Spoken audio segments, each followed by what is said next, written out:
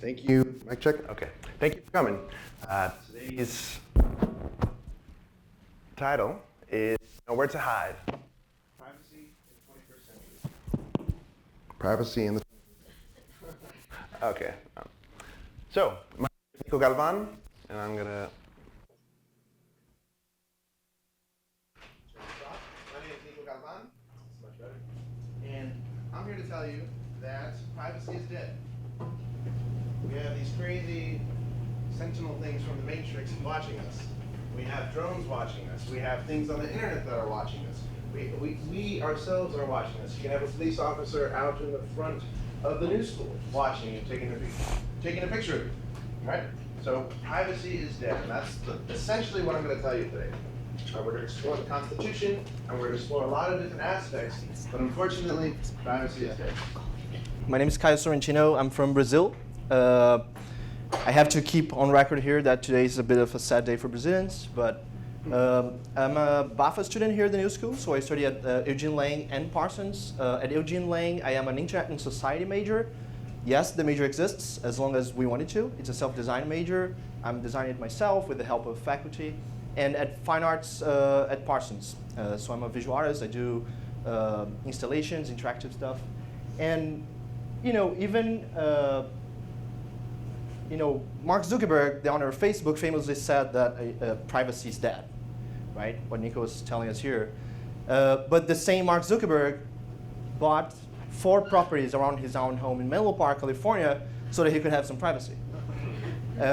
I think it makes sense that he declared privacy dead because Facebook profits from people sharing their private lives online. But truth is, privacy is becoming more and more a matter of privilege and access, and that concerns me. So I'm here today to point out to what I have learned so far in terms of privacy rights and digital rights, and to show you guys some examples of what we can do about it, basically. So when we have a talk about privacy, I think we need to look and start our conversation at the Constitution. So I gave all of you guys the Constitution. I did that deliberately. Now we got the 4th Amendment. So I'm just going to read this together with you.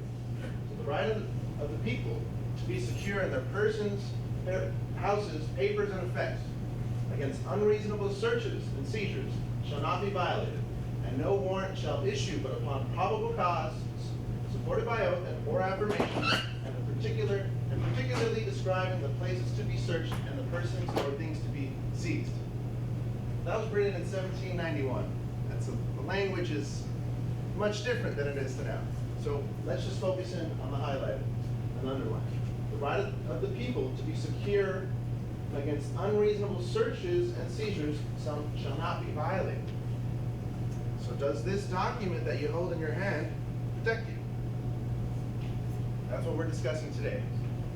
So, I see a bag right here. May I search your bag? So you said sure, so now I am taking that as consent. Now that you said yes, who thinks it's unreasonable for me to search the bag after she has said yes? Who thinks it's unreasonable? Okay. Who thinks it's reasonable? Okay. All right. Let's see. Can I look at what you're typing? Sure. Okay. Can I look inside your bag? No. She has said no. Is it reasonable for me to enter your bag? It's not. It's not. Right? But it's fun. All right. But let me take this a step further. Everybody take out your iPhones. Who has an iPhone? Take it out. I'm sorry.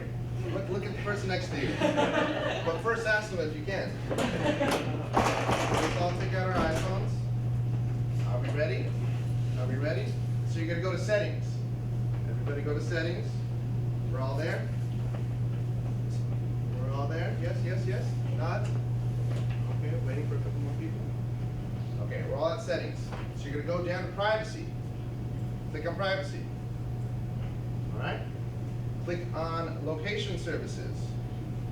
Are we all there? Okay. Scroll all the way down. System services. Click on that. Go all the way down. Oh, excuse me, halfway down. Frequent locations. Click that. What do you see? Does it show you where you've been? Okay. System services. And then you're going to go halfway down and pick up different locations. How many of you on your iPhones does it show you where you've been? All right, out of those people, does that make you feel uncomfortable? All right. Is that unreasonable? So that's what we're going to talk about today. What constitutes an unreasonable search? Because if we go back to our Constitution, a couple slides back, right of the people to be secure against unreasonable searches. Is it reasonable, now just a show of hands, is it reasonable for Apple to be tracking where we go? I think it's reasonable. That's all right, good. I think it's unreasonable. So, in determining what constitutes an unreasonable search, there's a particular legal framework that we're going to go through today. So, I'm going to keep the Fourth Amendment up here just so we could use this as a point of reference. But I'm going to get rid of this fancy stuff. I'm going to use this. It's a little old school, but it's to prove a point.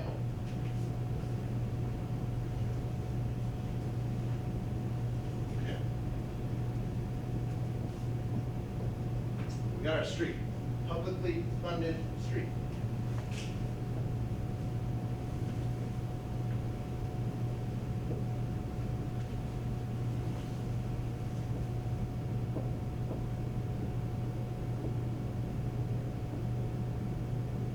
We got our house, and we got our driveway. And now we have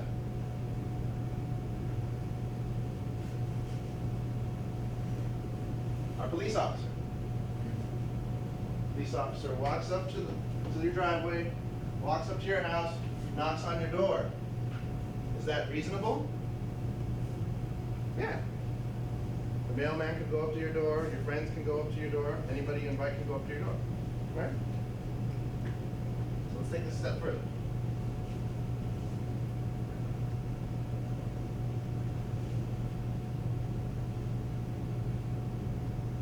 Now we have a gate around your door, around your house.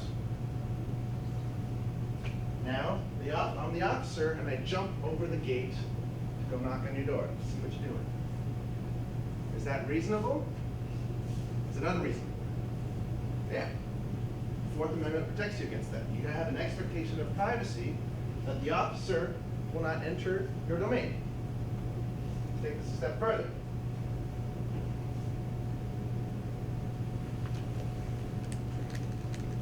Those of you in the back, I've just drawn a marijuana plant. Okay? So that officer, that gate, the gate is only this high. I'm the officer walking down the street, and if the gate's this high, and I use my eyes to peer over that gate, and I see you growing marijuana, let's just say it's legal in the state of New York. Is it reasonable for me to arrest you? Is it reasonable for me to get a ticket? Is it reasonable for me to get a warrant for your arrest? Yes, I think it's reasonable. The officer has seen the pot plant. Okay, so now let's take this a step further. I'm going to build the wall up a lot higher. I'll make Trump pay for it. Right? And we got a tree right here on the street. And now we got my officer. He's 20 feet above this gate that we've made, this wall that we've made. And he's looking into your garden, right? And you're growing marijuana. Is it unreasonable for this officer to get a warrant for your arrest? Who thinks it's unreasonable? Okay, who thinks it's reasonable? Okay, so it gets a little trickier now. So the court would rule that because there's nothing blocking his sight, just as the small gate, there was nothing blocking his sight, it would be perfectly reasonable for the officer to obtain a warrant for your arrest or give you a ticket. Let's take this one step further. All right. now we've made an impenetrable concrete dome around your house. Nobody can look inside, nobody can look outside. And every time you leave work, you leave at 8 a.m. It's loud. Every time you come back from work, So you turned it off. We gotta talk. you come back at 6 p.m. Every time you leave your house, you're leaving at 8 a.m. Every time you come back to your house, you're coming back at 6 p.m. But now, it's not the officer on the side of the road. It's not the officer in the tree.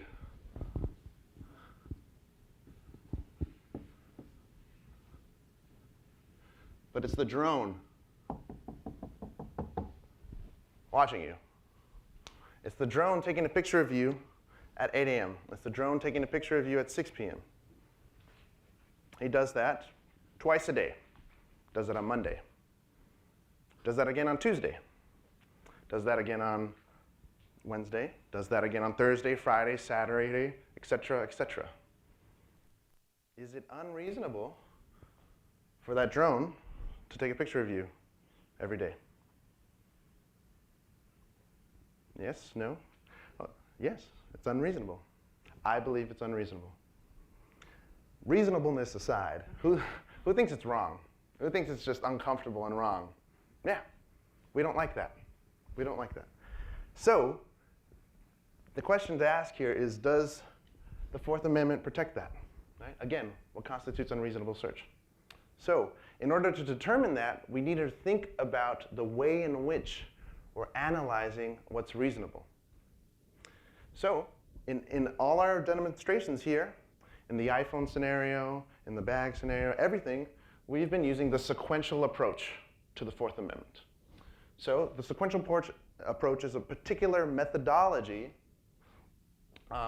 that analyzes whether or not an unreasonable search has occurred. Right? And what it does, the methodology of the sequential approach is to analyze each investigatory action as an independent occurrence to determine if a search has been conducted. So, if this went to the court case, if this went to the court and we had our drone taking a picture at 8 a.m., they would analyze 8 a.m. Monday morning. Is that legal? Does anybody think that's legal? 8 a.m. Monday morning, yes? Do you think it's legal to take one picture independently on the public street? Right? Yes, I think it's legal. Let me take a step back from the drone. Is it legal for the officer to take a picture of you at 8 a.m. one time? Yes. Can anybody be walking next to you and taking a picture of you at any given point in time on public street? Yes. Right? So through the sequential approach, we're going to analyze that Monday, 8 a.m., do legal analysis, and then we're going to analyze Monday, 6 p.m. individually, and then we're going to analyze Tuesday, 8 a.m. individually, so on and so forth. So under that approach, it would be reasonable.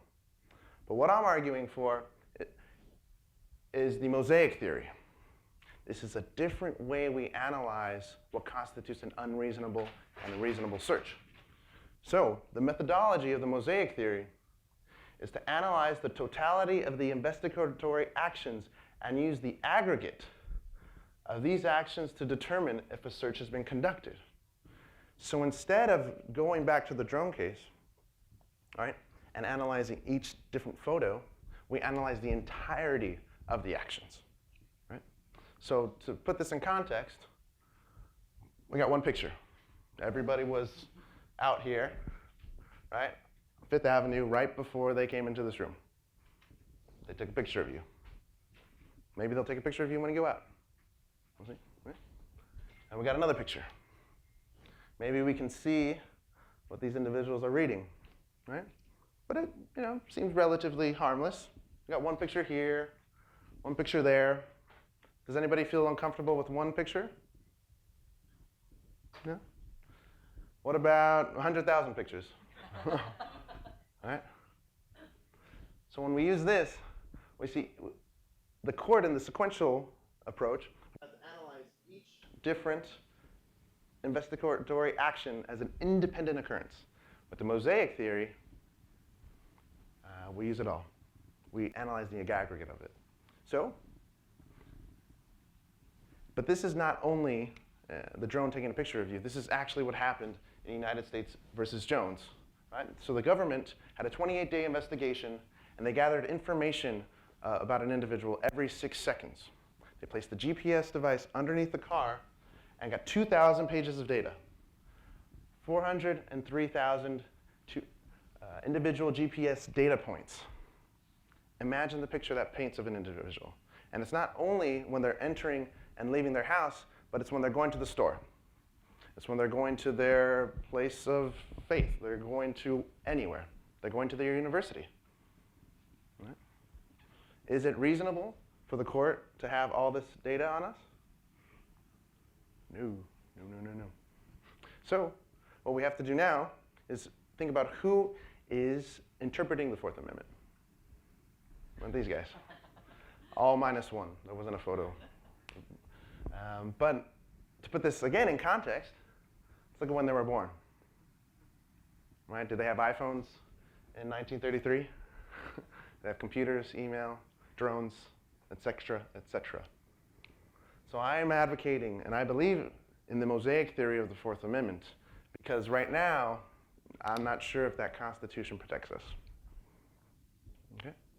So for the remainder of the talk, Caio is going to talk to you about new technologies and new ways for surveillance. All right. Thank you, Nico. Thank you all for coming. It's really a huge pleasure to share this with you, honestly. And I'm going to be touching upon many of the things that Nico has touched upon here. And I hope we can bear his presentation in mind as we go through this. And in many ways, my point is that even if you don't worry that government intelligence agencies have drones above your heads spying on you, we still have reasons to be concerned about privacy, right? And I want to start here. Let me just read this. Taking precautions with your communications is like safe sex in that you have a responsibility to other people to be safe. Your transgressions can fuck other people over. Thanks God we don't have censorship. So the reason why, well, Jacob Appelbaum, are you guys familiar with Jacob Appelbaum? He's an American independent journalist, a huge encryption advocate, an information activist, a hacker, and one of the main figures behind the Tor project, which I'm going to be talking about in a minute. And the reason why I want to start here is because it touches upon this idea of social responsibility. And I want us to bear in mind that idea throughout the presentation. I think it's possible to make a pretty good case for privacy without taking it to a social responsibility side, but I really believe it's a good way to go, and I want to argue for it. So the thing about digital data is that even if you don't worry that your privacy is intruded, you still have to consider that your actions towards your privacy affect other people. It's not just you. And this social responsibility aspect has many dimensions. From a very basic level, we can think about, for instance, Telegram. Is anyone familiar with Telegram? Are you familiar with Telegram? So Telegram is an app very similar to WhatsApp. It has basically the same features. It was developed more or less at the same time. But the company always had a very strong commitment to user privacy. They don't store your messages. When you delete your message, it's just out of the servers. They have distributed servers. They use encryption. In short, it's basically a much better app. WhatsApp recently implemented encryption, but that's very recently. So we have options, but in many senses, we use digital technologies to communicate. And even though there are better tools out there, it doesn't make sense to use it if you're the only one using it, right? It's kind of a social decision. It's kind of a group decision, a community decision. It's not something that you just choose, oh, I'm going to go with this one. It's something that we should deliberate and talk about with your friends and with our communities, because it is kind of a social, it has a social use. And I want us to bear that in mind. But as I said, it has much larger dimensions as well.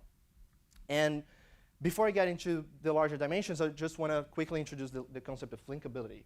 And it's a very simple thing to explain, but I just wanted you to also bear in mind the idea of metadata. You guys are probably familiar with it.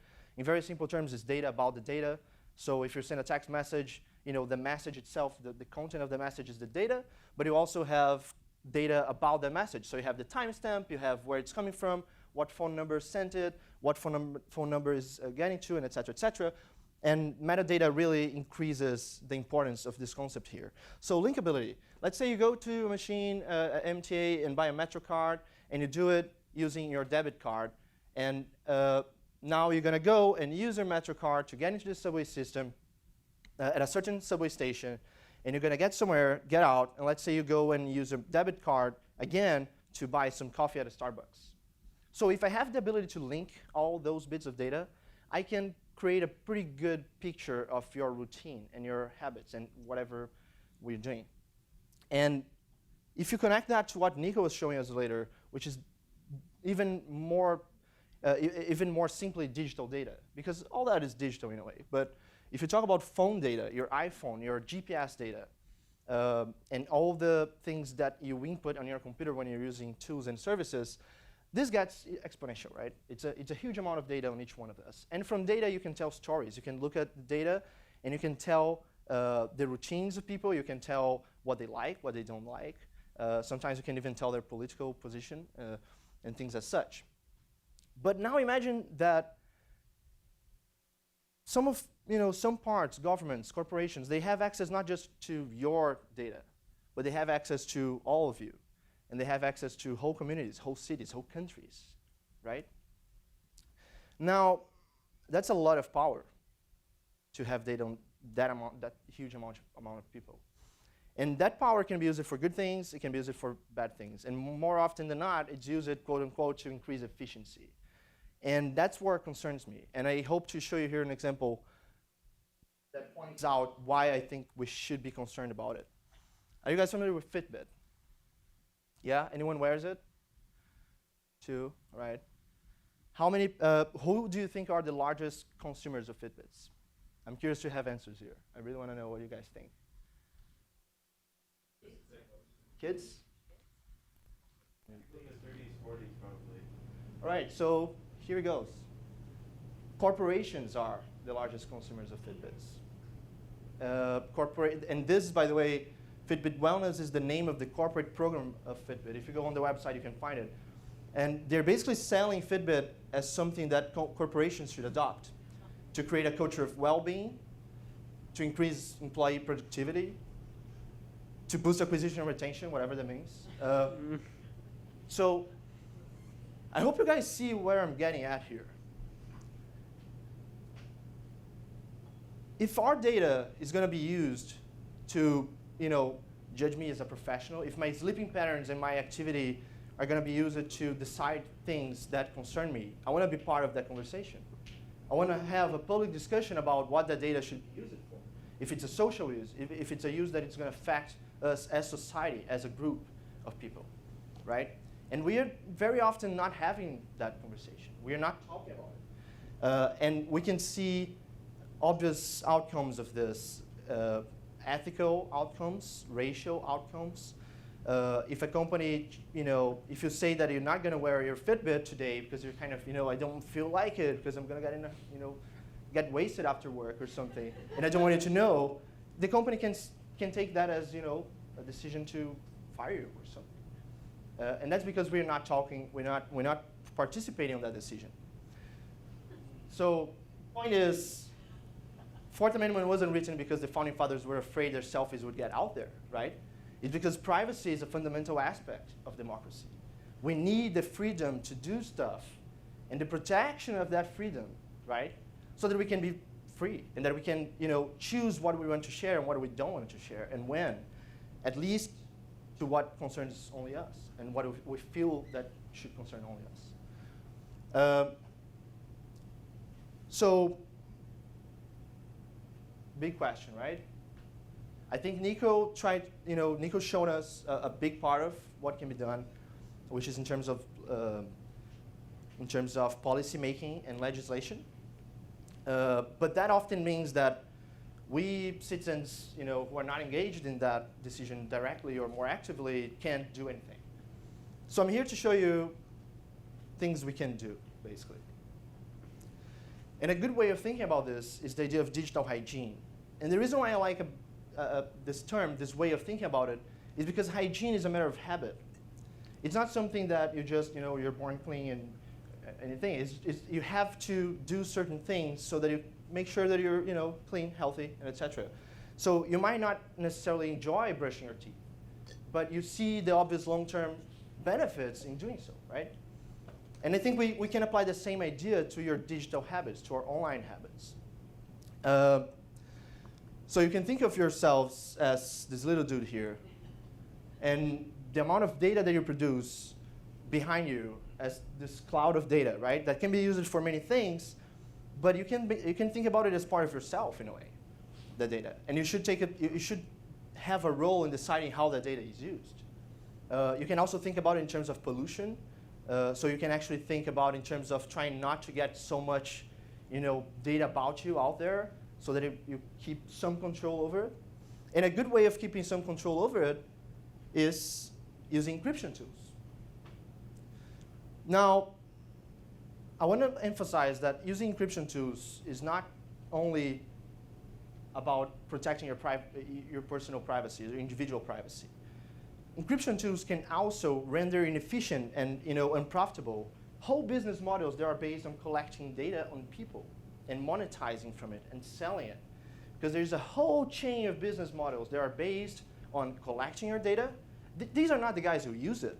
They just collect it. And then they sell it to other companies who sell to another company that analyzes it and sells the results. So there's a whole chain here. And if you use some encryption tools that I'm going to show you guys, and other encryption tools, you can actually render those business models inefficient. And encryption is very, very simple. You just have to, no, I'm serious, it's really simple. You don't have to understand the algorithm if you don't want to. You can trust some serious developers, some serious information activists who develop these great tools that we can use. And you just have to make sure that you're getting them from the right people, right? So one of these tools is HTTPS Everywhere. And HTTPS is basically a protocol that replaced or should have replaced HTTP, because HTTP is not that reliable. And HTTPS Everywhere is a simple add-on that you just install to your browser, whatever browser you use. It just stays there and makes sure that when you connect to websites, it's using HTTPS instead of HTTP. That's how simple it is. You don't have to really do anything actively. And who developed it was Electronic Frontier Foundation, who's a very serious foundation who has been doing this since the 90s. So another such tool is Tor browser. And the Tor browser is an anonymity network, so it's a network of people using it, actually. That's what makes it so powerful and so reliable. It's based on the users themselves. And by the way, it's one of the tools that Edward Snowden used to get in touch with people and leak documents and etc. It is a powerful tool. And very basically, if you're Alice here, your signal, when you're using Tor browser, your signal is connected to this network of people. And whatever you're sending to servers, imagine that Bob here is a website that you're connecting to. So whatever you're sending, you're communicating with Bob, is going to bounce here across these computers in the network at least 3 times with encrypted signals before it gets to Bob and before it gets back to you. So it's really, really hard to de-anonymize data that is being transferred through Tor browser or Tor network. Another such tool is Privacy Badger. And it's also an add-on that you install to your browser, and it stays there.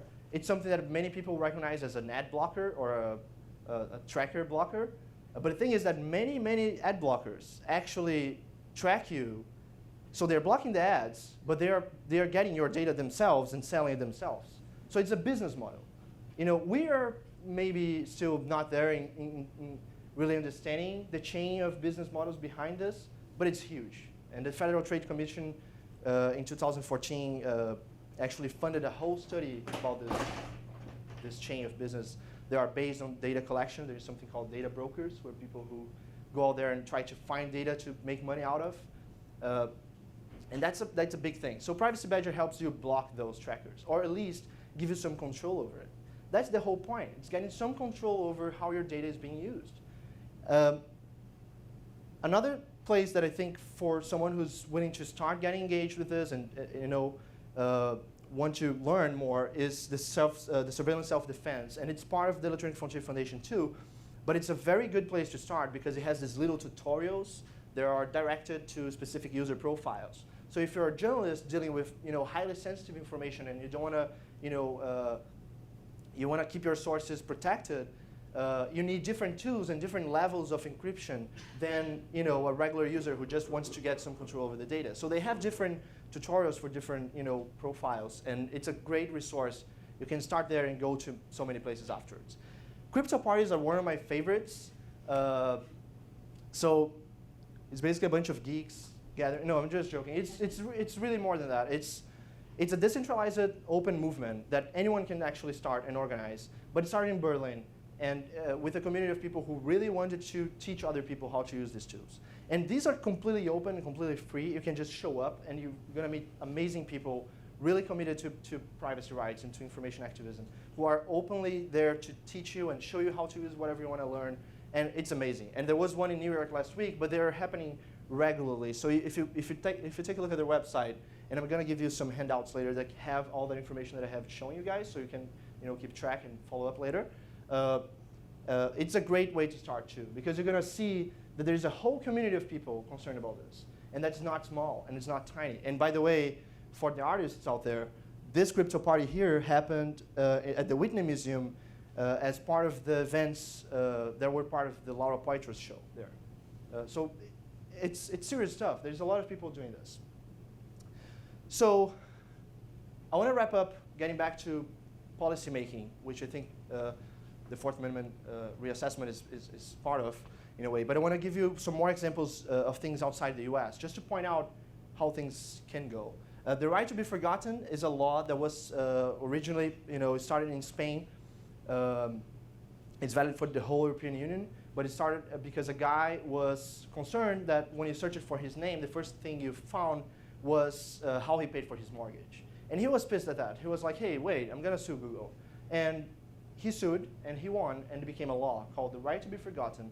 And if you are concerned that when you look for your name, when you look up your name on Google, you find something that you feel you shouldn't be there for some reason, you can fill in this form. It's going to go through a process of deliberation, and if it's decided that it's the right thing to do, they're going to remove they're not going to remove it from the internet. They're going to remove from Google finding it, its indexation on Google. Google Street View's opt-out feature is the last thing I'm going to show you guys, but it's a particularly important one, and the reason is, it didn't come from legislation. It came from Google itself. And the reason is because, when Google went out in Germany taking pictures of people's houses, Germans weren't happy with it. They were a little like, hey, wait, why are you taking a picture of my house, And maybe it's because, because of the Cold War, Germans are very sensitive to the privacies, because of the Stasi and the terrible consequences of that. And so Google had to create an opt-out feature. And so when you go to Germany and you walk around using Google Street View, you're going to find several of these houses. And I did 5 minutes of research to find that one. So it's not, you can go and check for yourself. You're going to see that it's true. And I think this is a particularly interesting case if you think about how corporations have to respond to our concerns. I'm not saying here that the government shouldn't be part of the discussion or that it's less or more important. I think they all should. But I want to point out that we have a lot of leverage and we have a lot of power, because the power of Facebook, the power of Apple, the power of these companies come from us. We are the ones using it. And when we can say if we don't like something and that we wanted to have an option. And a good example of that is Apple versus FBI. You can say it's a huge marketing thing. You can say it's not. But the point is, Apple had to attend to people being concerned about their privacy. And that's because we have power over it. So if we become more aware, if we talk to each other, if we discuss these things, and we deliberate about these options and these decisions to use certain software, certain services, we can really get a lot more than we are getting now. And so I just want to finish with a question.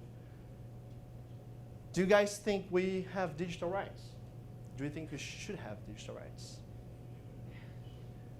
And when you answer that question for yourself or with your friends, just keep in mind that, rights never came from above, as a given thing. We always had to fight for it. And so I'm here to make a case, a serious case for digital rights. And this presentation, you can see it as a long-term attempt to encourage other students to do so, and get engaged with it, and exchange and talk about it, and create initiatives at the new school to engage with it, because this is a place for education, and I think that's a big part of what we should be educating people to. That's it. Thank you so much.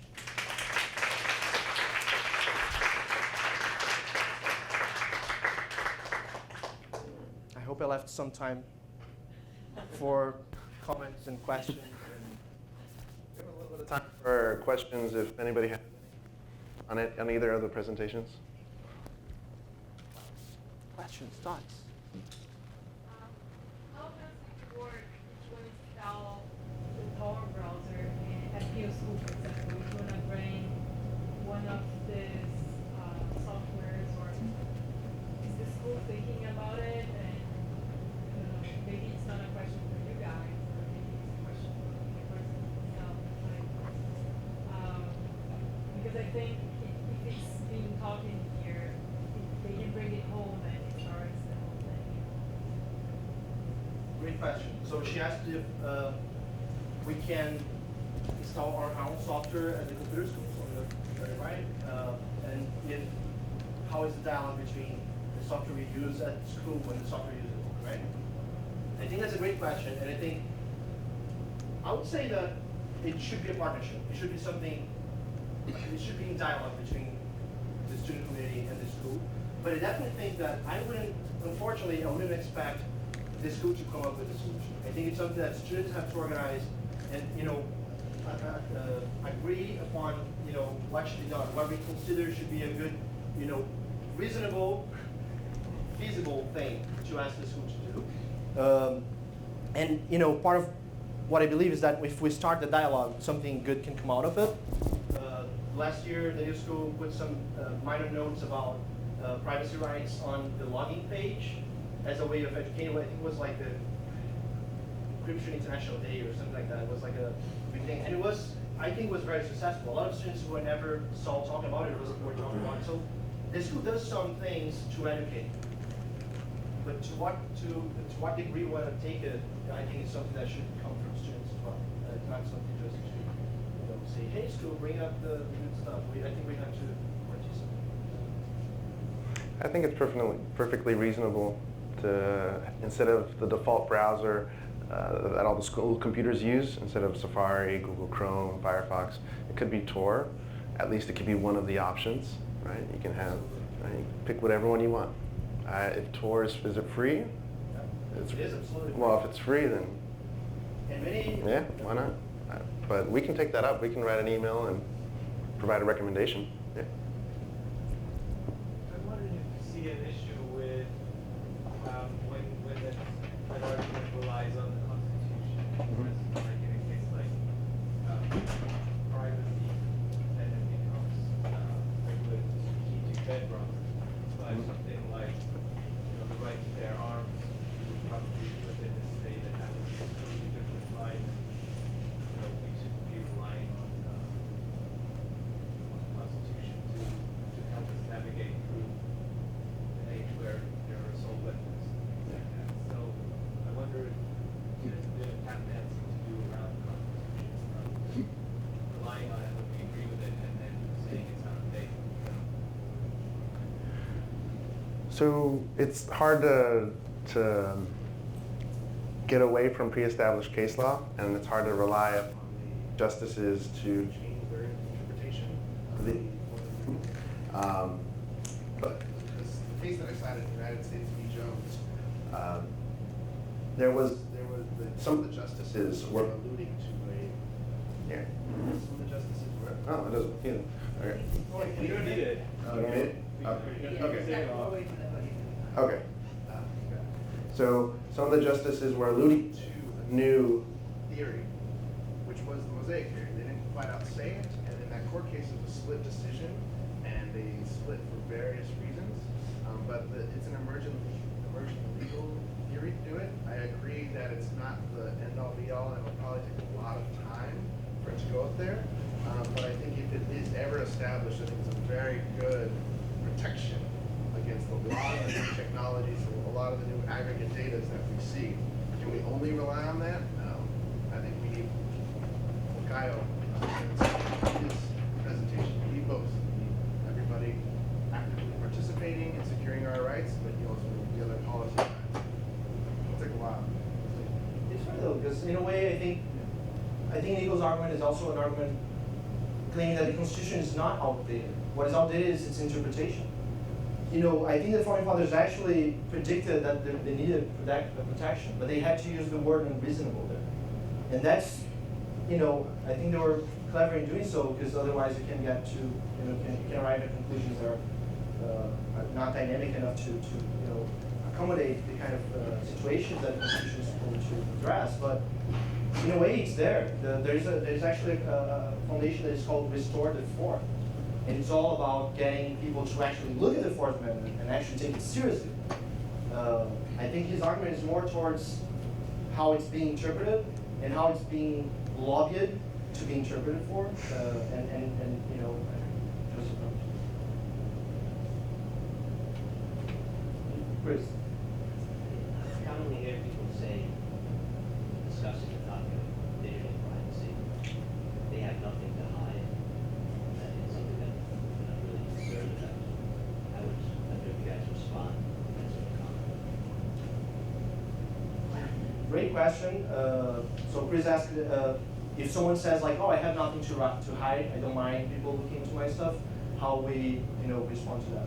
And my answer is, I think part of the problem in addressing issues of privacy, relying on, you know, your individual privacy. I don't know if you guys are familiar with other arguments being made. John Oliver made a famous show interviewing Edward Snowden, in which he made a case for, you know, he said like, Americans don't give a shit about children in other countries. They just care about, you know, their own privacy. That's his, you know, I'm not paraphrasing, but that's pretty much John Oliver's case. He's a comedian, so don't take it too seriously. But that's what he said. He's British. So what he was trying to say is like, if you make a case for, you know, like a social responsibility thing, it's not going to gain traction in the U.S. But if you say that, you know, the NSA can see their dick pics, and that's again quoting John Oliver, then you can make a case. And I think there's a problem with that. I don't think we should make a case for privacy because you should be concerned about yourself and your own things. I think we have to understand that privacy is not part of a constitution because of, you know, people are more concerned about their own. It's because democracy depends on some level of privacy and its protection. And that's why I'm raising the issue here of really taking the issue of social responsibility seriously and taking to a next level in the discussion about privacy. Because if it's only something you can get away with by saying, you know, oh, I don't give a damn if, you know, my stuff is out there, you know. Well, okay, you might not give a damn, but you are affecting the whole, and you have to recognize that, and, you know, find ways to defend your position further. You know, it shouldn't be that easy to get away with, you know, defending something that, you know, in my particular view is wrong. And that's part of the reason why I'm pointing out the social responsibility aspect of it. Unfortunately, we have to wrap up. They've got another presentation coming soon. But quickly, to that last point, if somebody would tell me that they're not concerned about the privacy rights, I would say, are you concerned about an officer jumping over a gate to enter your house if you don't have anything to hide? Because regardless if they do have something to hide, it's the legal framework that we're operating under. Thank you all for coming.